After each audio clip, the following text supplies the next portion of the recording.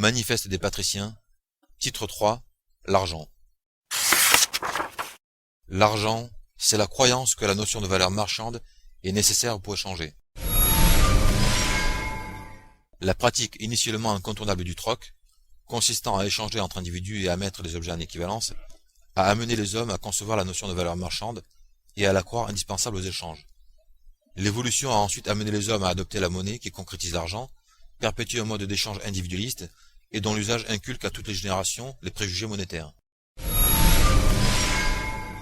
Étant donné qu'elle repose sur la notion de valeur marchande, la monnaie introduit fatalement dans la cité le subjectif, le relatif, l'arbitraire, l'intérêt particulier, la différence de prix entre les choses, entre les producteurs, entre les hommes, et finalement l'inégalité en droit entre les citoyens. Sous l'argent, les valeurs sont concrétisées par des objets ou des unités monétaires qui matérialisent et donnent seuls le droit d'accéder au marché. Les unités monétaires, étant destinées à circuler et ne pouvant se répartir également de par le jeu des valeurs, permettent aux uns de dépouiller les autres de leurs droits. Un prix est la conséquence d'une chaîne de prix dont il n'est lui-même qu'un maillon, à moins qu'il ne soit fixé arbitrairement. Les prix n'ont rien à voir avec la soi-disant valeur des choses. Ce sont les hommes qui, en dernière analyse, ont un prix, sont payés et ont besoin de monnaie pour se payer les uns les autres. La monnaie n'aurait pas de raison d'être si le travail, au lieu d'être rémunéré avec des unités, conférait la citoyenneté, donc les droits du citoyen, dont celui d'accéder au marché. Car alors les choses n'auraient ni coût ni prix, et les hommes n'auraient pas besoin de monnaie. C'est ce besoin de monnaie auto-alimentée qui empêche les hommes de concevoir une autre forme de salaire, et les enferme dans la logique monétaire. Tout ce qui est justifié par l'argent est injustifiable autrement, et n'est en rien justifié d'un point de vue social. Tout ce qui semble financièrement logique est socialement absurde. La nature des unités monétaires importe si peu qu'elles sont en passe d'être aussi virtuelles et imaginaires que la notion même de valeur. Un pauvre ne sera bientôt plus séparé d'un riche par rien, sinon par l'argent qui n'existe que dans leur esprit. L'argent est une croyance dont l'homme est prisonnier physiquement. Il n'existe que par l'homme, mais l'homme peut exister sans lui. L'argent, qui ne fait pas le bonheur des hommes, fait le malheur des peuples. Seul l'argent et la monnaie, créant ou perpétuant un contexte inégalitaire, permettent d'abuser du pouvoir hiérarchique ou de donner du pouvoir sans autre mérite que la fortune. Le pouvoir des riches réside moins dans leur personne que dans leur fortune, qui, en les dotant de droits étendus, leur confère des forces infiniment supérieures à leurs forces naturelles. Il y aura toujours des riches et des pauvres sous l'argent. Un riche n'est pas et ne sera jamais l'égal en droit d'un pauvre. Richesse et pauvreté, exploitation et corruption, oppression et inégalité sont inhérentes à l'argent. L'argent est un tyran. La monnaie est l'instrument de cette tyrannie. L'argent est le plus grand ennemi de l'homme, avant l'homme lui-même. Quiconque a lu ces lignes et néglige encore le rôle de l'argent, ou justifie son existence, se fait complice de l'inégalité, de l'exploitation et de l'oppression capitaliste. C'est un capitaliste lui-même. Titre 4. Droit d'accès et carte civique. Un moyen d'échange est théoriquement un intermédiaire entre les devoirs et les droits du citoyen, puisqu'il permet à ce dernier d'accéder au marché, après avoir participé à la vie de la cité, mais aussi entre les citoyens eux-mêmes, puisqu'il leur permet, à travers les biens qu'ils retirent du marché et les services dont ils profitent, d'échanger mutuellement leur travail. L'existence d'un moyen d'échange implique, d'une part, la complémentarité et l'interdépendance des travailleurs en particulier et des citoyens en général. D'autre part, l'incapacité des citoyens de pourvoir individuellement à tous leurs besoins et la nécessité pour chacun d'eux de pouvoir accéder au marché. Dans la mesure où la plupart des bienfaits de la cité sont le fait du travail et se trouvent sur le marché, le moyen d'échange est un élément vital pour les citoyens et le paramètre central de la cité. De la nature du moyen d'échange dépendent donc la nature des rapports entre les citoyens et leur mentalité.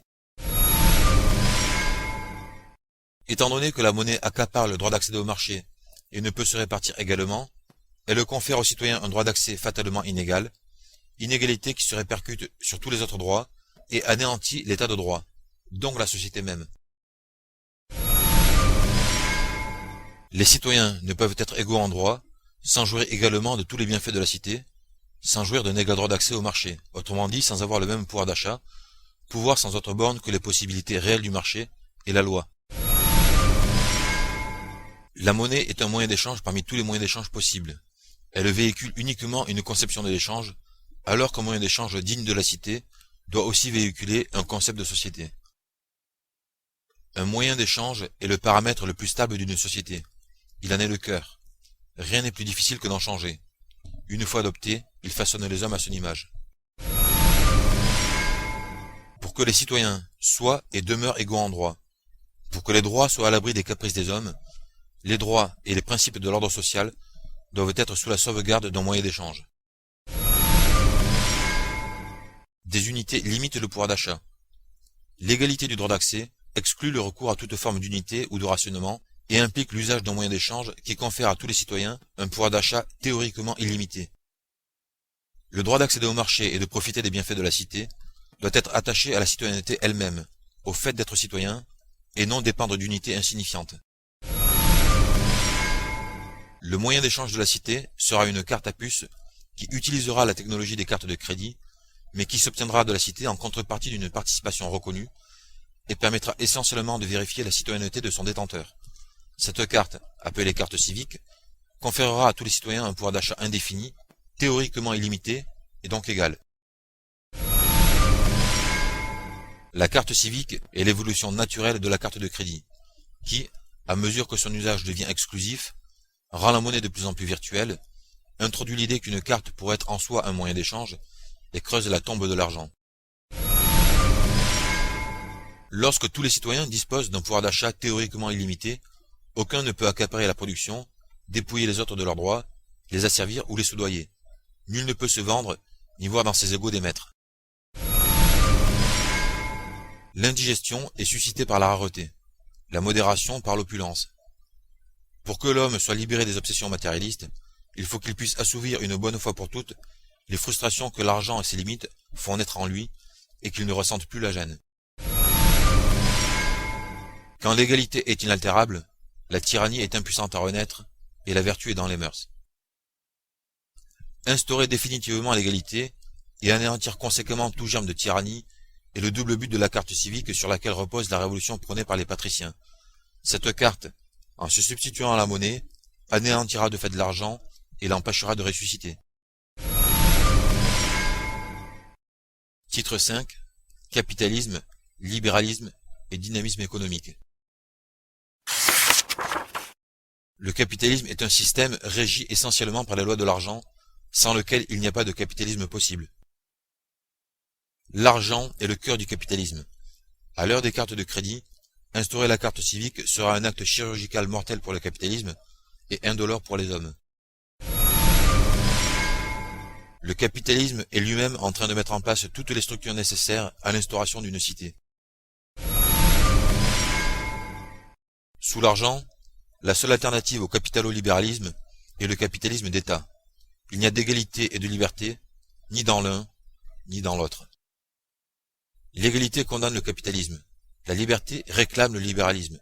Du libéralisme sans capitalisme, là est la révolution. Dans une société digne de ce nom, rien n'est nationalisé, rien n'est privatisé. Tous les citoyens servent la cité. Travailler étant un devoir envers la cité, tous les fruits du travail appartiennent en premier lieu à la cité avant de devenir la propriété des citoyens lorsqu'ils les retirent du marché par l'exercice de leur droit d'accès.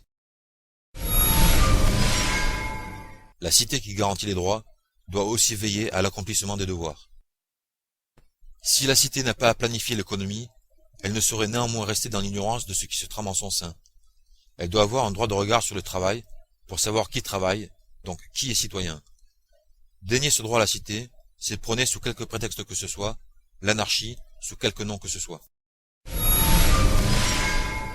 Dans la mesure où le moyen d'échange permet de profiter du travail d'autrui, il ne peut être obtenu par les travailleurs qu'en contrepartie d'un travail dont le marché est, à tort ou à raison, demandeur.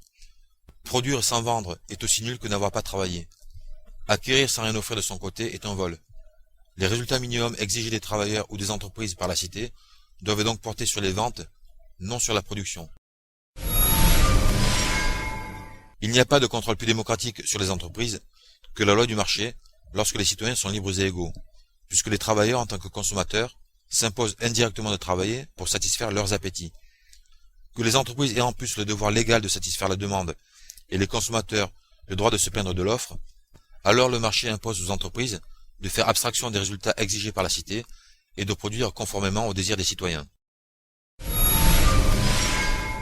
Produire le moins cher possible pour faire le plus de profit est la source du dynamisme du capitalo-libéralisme. Produire de la qualité en quantité pour satisfaire une demande colossale et exigeante est la source du dynamisme économique d'une cité. Quand la demande est théoriquement infinie, elle est éternellement supérieure à l'offre. Le plein emploi est une fatalité.